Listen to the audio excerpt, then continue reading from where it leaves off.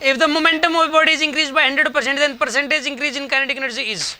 ये वाला क्वेश्चन एक पॉपुलर क्वेश्चन है, ठीक है। इसके अंदर जो है ना एक्चुअल में ये वाला जो क्वेश्चन है ना, ये देखिए आप ध्यान से सुनो आप।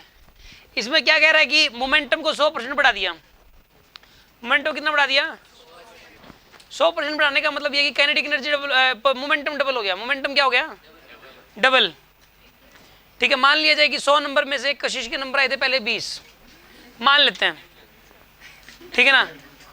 अगला टेस्ट हुआ, इसको डांट फटकार लगाई घर वालों ने, तो हुआ ये कि इसको तो 100 में से 20 थे, अगले टेस्ट में 100 में से 40।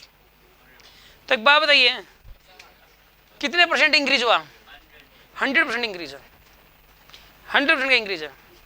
अच्छा एक बात बताओ, अगर इसके नंबर फिर अगर इसके नंबर 40 नहीं थे 60 आते हैं तो कितने परसेंट बढ़ गए इसके नंबर? बताइए 200% नंबर बढ़ गया। और मान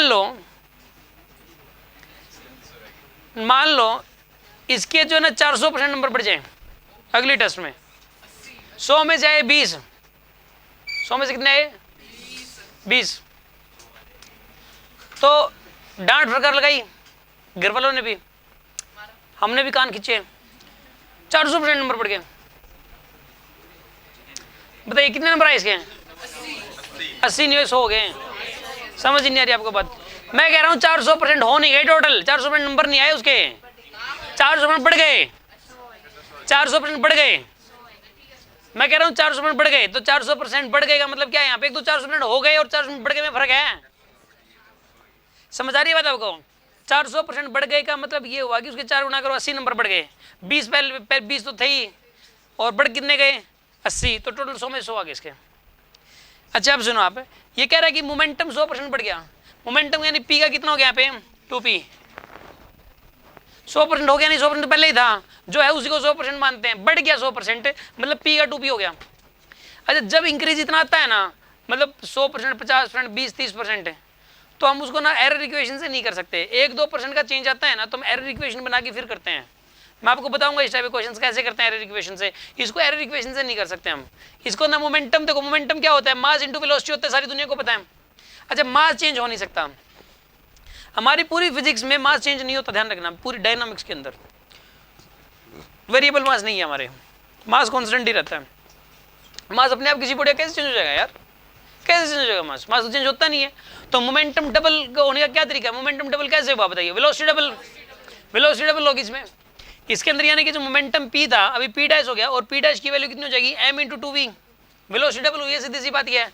अब ये कह रहा है कि काइनेटिक एनर्जी में परसेंटेज इंक्रीज कितना है? काइनेटिक एनर्जी में the percentage increase in kinetic energy, kinetic energy कितने परसेंट बढ़ गई? समझ आ रही है बात आपको? बताइए पहले काइनेटिक एनर्जी इनिशियल वाली कितनी थी? काइनेटिक एनर्जी इनिशियल वाली हाफ mv² थी। हाँ जी, पहले काइनेटिक एनर्जी कितनी थी इसकी? Half mv²। मानते हो इस बात को? अच्छा एक बात तो फाइनल वाली काइनेटिक एनर्जी कितनी हो जाएगी? Half m 2v²। मास उतना ही रहेगा भाई, अरे मास उतना ही रहेगा यार। पहले कितनी थी काइनेटिक एनर्जी? Half mv²। बाद वाली कितनी होगी? Half m × 2v²। अच्छा एक बात बताओ चलो, यानी कि काइनेटिक एनर्जी होगी 4 गुना, 4 × हाफ mv² होगी काइनेटिक एनर्जी। तो मानते हो कि नहीं मानते? अच्छा इंक्रीज इन काइनेटिक एनर्जी निकालना है। इंक्रीज, हमें परसेंटेज इंक्रीज अलग चीज़ है और इंक्रीज अलग चीज़ है। पहले इंक्रीज निकालना आपको, तो इंक्रीज तो हो जाएगा इसके अंदर के ई फाइनल माइनस में के ई इनिशियल। के ई फाइनल कितना हो जाएगा? 4 × हाफ mv² माइनस में हाफ mv², यानी कितना आएगा यहाँ पर बताइए?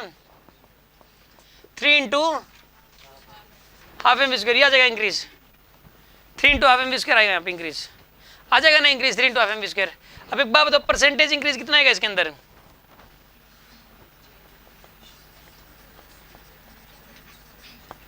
परसेंटेज इंक्रीज कितना है यहाँ पे? इंक्रीज अपॉन में ओरिजिनल के इनिशियल इंटू 100, इंक्रीज अपॉन में के इनिशियल इंटू में 100। इंक्रीज कितना है इसका? 3 × हाफ mv²।